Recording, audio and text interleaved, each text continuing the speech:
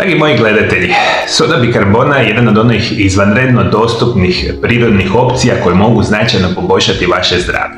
U današnjoj temi ću vam dati 3 izvanredna recepta kojim soda bikarbona može značajno ukloniti situaciju vezanu sa vašim staračkim mrljama. Isto tako, ove vrste smjesa koje ćete konzumirati na vašoj koži značajno poboljšava zdravlje kože. I ukoliko želite recimo ukloniti one mrtve stanice na vašoj koži, želite smanjivati akne, mitesere i slične vrste kožnih tegoba, ova vrsta izvanrednih smjesa sa sodom bikarbona može izvanredno i značajno pomoći. Kada specijalno govorimo o problemima vezanim sa staračkim mrljama, dakle sasvim je logično da određeni broj osoba kad kreću 50-60 godina pa nadalje dobiraju te staračke mrlje na vašoj koži. Glavni uzrok će vam biti nedostatak vitamina C, što itekako morate biti svjesni.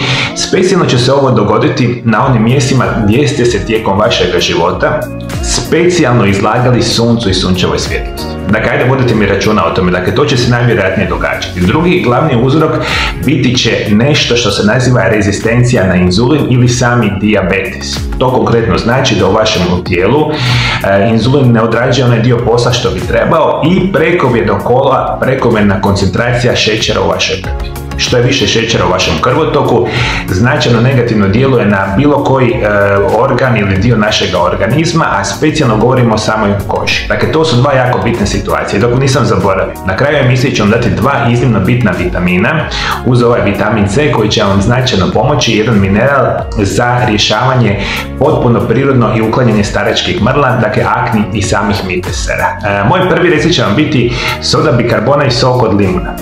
Ono što trebate uzeti je 2 male žlice sode bikarbone i 1 žlica svježe iscijeđenog soka od limuna.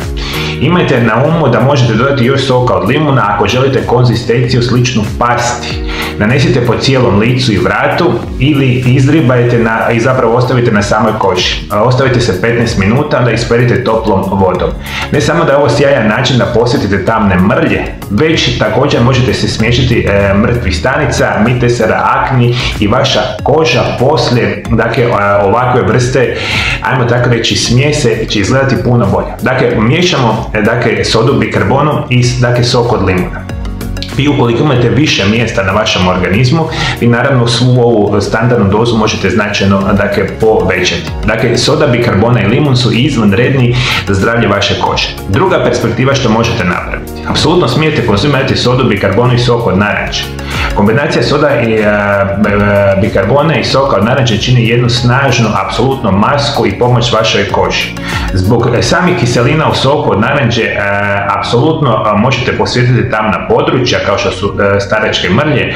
Koristite 1 malu žlicu sode bikarbona i 1 malu žlicu soka od naranče. U maloj zdjeli pomiješajte sastojke, utrljajte u kožu i ono što je za razliku recimo limuna, vi ovu vrstu mješavine možete koristiti otprilike 20 minuta na vašoj koži. Dakle, imamo sok od samoga naranče i same sode bikarbone. Dakle, napravimo pastu, namažemo na lice, držimo 20 minuta, isperemo, super perspektiva. Ovo će vama svima biti itekako jednostavno napraviti. I što bih vam htio reći? Vi ne možete očekivati kod ovakvih situacija da će se vama u nekoliko dana savršeno ukloniti staračke mrlje. Vi kod svih ovih prirodnih opcija si trebate dati truda. Dakle, morate generalno promijeniti vaš način života, morate generalno razmišljati kako si možete pomoći iz ove perspektive. I treća moja preporuka će vam biti nešto što se naziva soda bikarbona i vodikov peroksid. Za one s osjetljivom i suhom kožom ne preporučujem korištenje ove maske jer može biti iritantna za kožu. Prilično je moćan taj vodikov peroksid i može isušiti kožu, pa svakako testirajte mali dio kože prije upotrebe. Ova maska za lice sode bikarbona i peroksida na lice se smije koristiti samo jednom tjedno.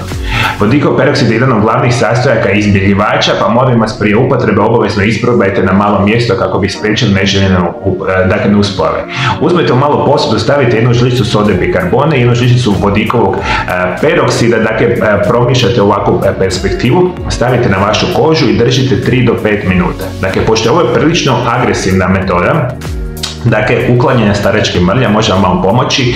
Osobno sam, dakle, napominjem, osobe sa osjetljivom kožom ne bi trebale ovo koristiti, a ukoliko niste sigurni jeste ta osoba, uzmite malu samo mješavinu, manji komad, zapravo manju dozu mješavine, stavite na kožu i vidite da će biti sve u redu. I ovo koristite samo jednom tjedno i možete značajno poboljšati situaciju sa vašim staračkim mrljama, isto tako sa aknama, mitesarima i sličnim perspektivama. I ukoliko želite iznutra rješavati situacije sa kožnim tegobama, apsolutno ću vam preporučiti. Dakle, redovito ćete koristiti cink 80 mg dnevno i apsolutno vitamine B kompleks potrebni su za razgradnju bitnih nutrijenata u tijelu i smijete dodavati vitamin B5 u malo jačoj dozi po 50 mg apsolutno 3 puta dnevno i uzimajte vitamin C 2000 do 3000 mg dnevno, može značajno, dakle, pomoći rješavanjem, dakle, uklanjanja, dakle, staračkih mrlja na potpuno prirodan način.